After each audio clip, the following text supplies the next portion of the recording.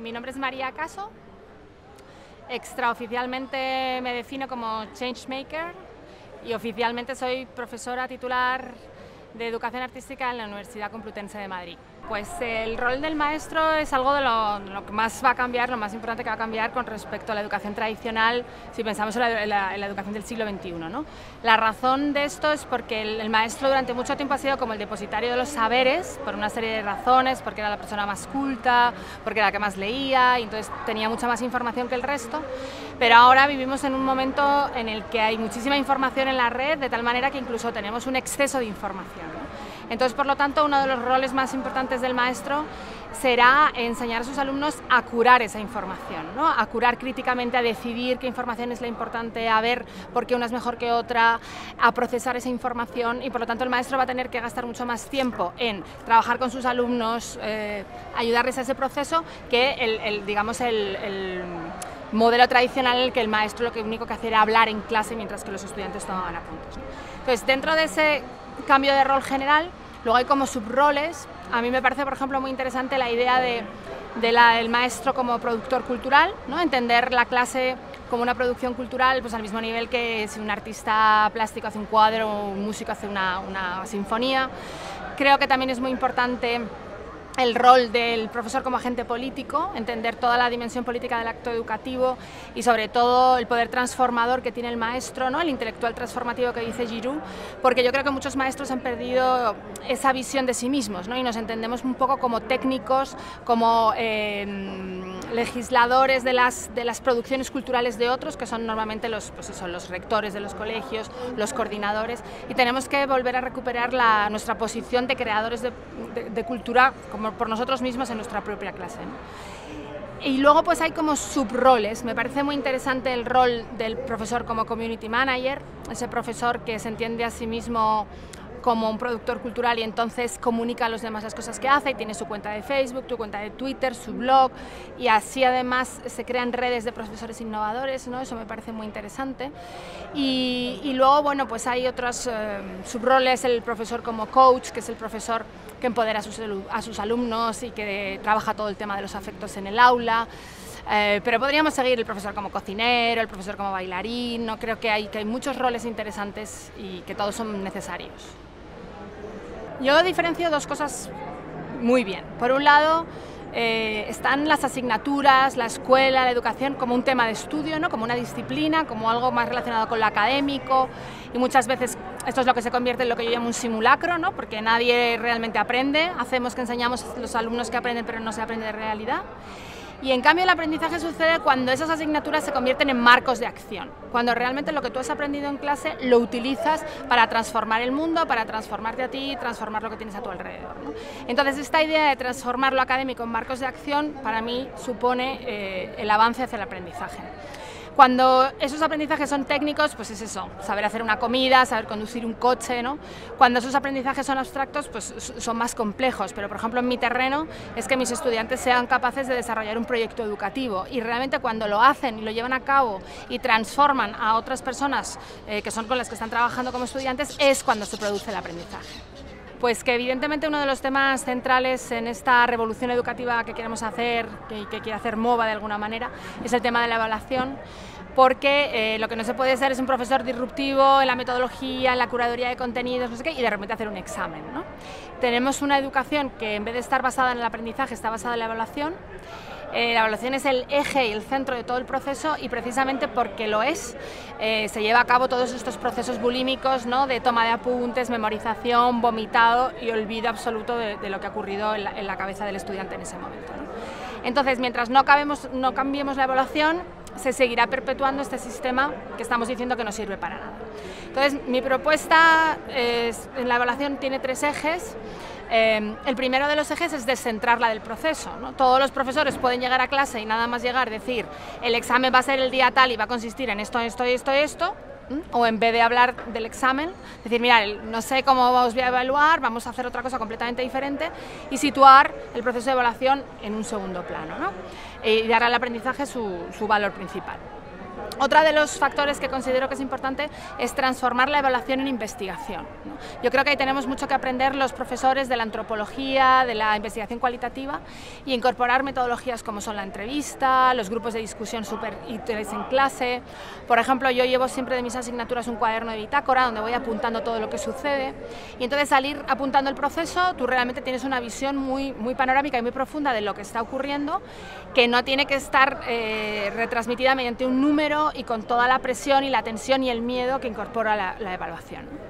Y por último, otra de las cosas que creo que es importante es que reflexionemos por qué para evaluar utilizamos siempre el paradigma numérico, que yo creo que es una herencia de la ciencia, y los que trabajamos en humanidades pues no nos sirve de mucho, ¿no? Entonces, ¿por qué no empezar a evaluar con otras representaciones del aprendizaje, ¿no? ¿Por qué no representar mediante una instalación, o representar con música, o representar mediante otros lenguajes que no sea estrictamente el numérico? Cuando yo consigo esto con mis estudiantes, convertimos el propio hecho evaluativo en un acto de producción cultural en el que se representa mediante formas muy diversas el aprendizaje, y al complejizarlo es cuando realmente se lleva a cabo un análisis profundo del aprendizaje, ¿no? Mientras que cuando se lleva a cabo por un número se queda en algo completamente superficial que no sirve absolutamente para nada. El término pedagogías invisibles es un término que hemos desarrollado dentro del colectivo Pedagogías Invisibles desde el término currículum oculto, ¿no? Entonces tiene mucho que ver con toda la información no explícita que se da, que se transmite en un entorno educativo, y que muchas veces es mucho más potente y aprendes mucho más de esa información que de la explícita, ¿no? Entonces creo que para un maestro o una maestra es importantísimo saber reconocerla, porque lo que ocurre es que esa información educa mucho más que la información explícita. Como información explícita podríamos tener lo que el maestro o la maestra dice, podríamos tener el libro de texto, podríamos decir lo que escribe la pizarra, pero resulta que luego en lo que es un acto educativo hay muchísimos elementos que están dando mucha información y que realmente están conformándolo, ¿no? Por ejemplo, si nosotros ya entramos a un aula y vemos que hay una silla grande, cómoda, muchas veces de color oscuro, y unas sillas pequeñas, incómodas y de color verde, que unas están situadas en una organización frente a la silla principal, y que esa organización solamente produce que los estudiantes se vean unos a otros la nuca, estamos hablando de una organización jerárquica que dice quién tiene el poder y quién no lo tiene. Entonces ahí ya tenemos una información súper importante, ¿no? También es muy importante dentro de las pedagogías invisibles como oírnos a nosotros mismos, porque tú te puedes considerar como una persona pues muy avanzada con respecto a roles de género y considerarte incluso feminista, pero resulta que un día das tu clase y te das cuenta que cuando has puesto ejemplos de artistas, has puesto solo una mujer artista en clase. De tal manera, lo que tú estás enseñando a tus alumnos es que las mujeres artistas no tienen un papel tan importante como los hombres artistas, ¿no? Y entonces ahí lo que hay que hacer es un proceso de transformación y decir, bien, en la clase que viene lo que voy a hacer es 50% de hombres, 50% de mujeres, ¿no? Estos son dos ejemplos muy pequeños, ¿no? Pero nosotros hemos desarrollado una metodología de trabajo con las pedagogías invisibles que se llama DAT, detectar, analizar y transformar.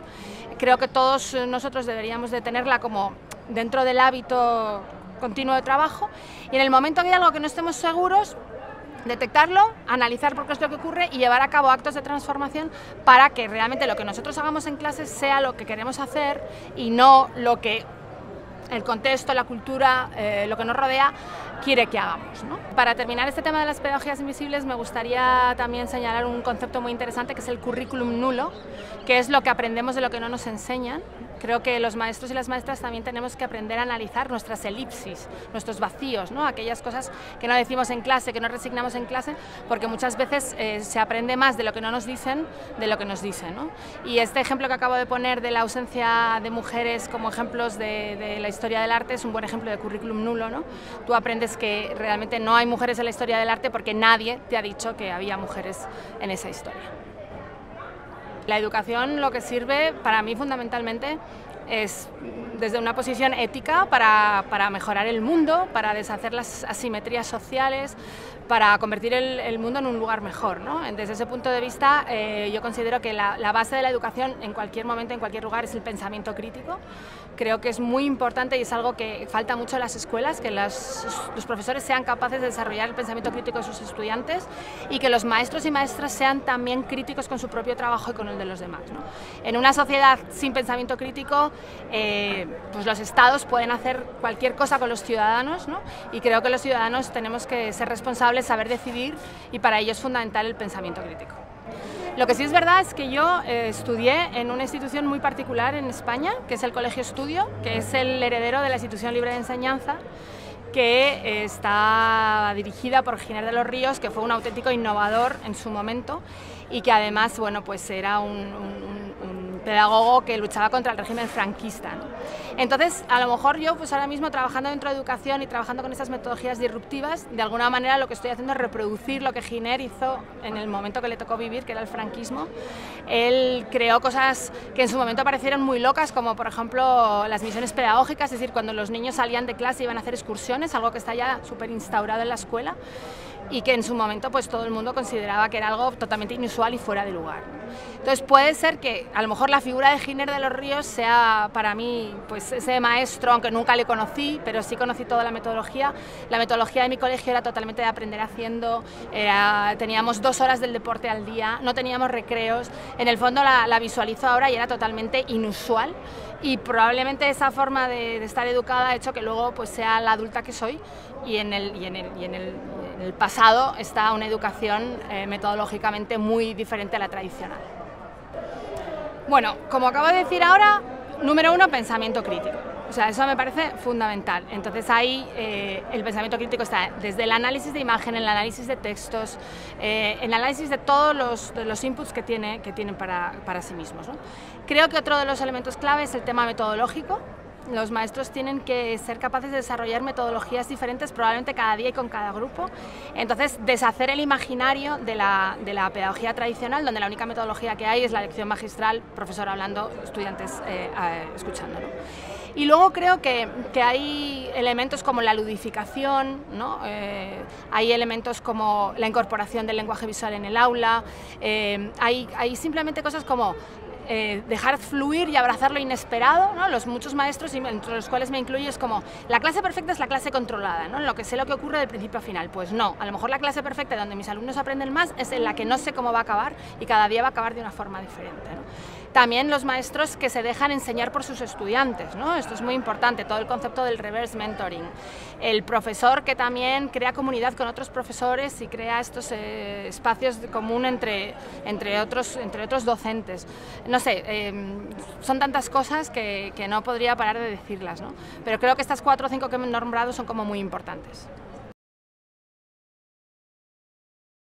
Medellín, todos por la vida.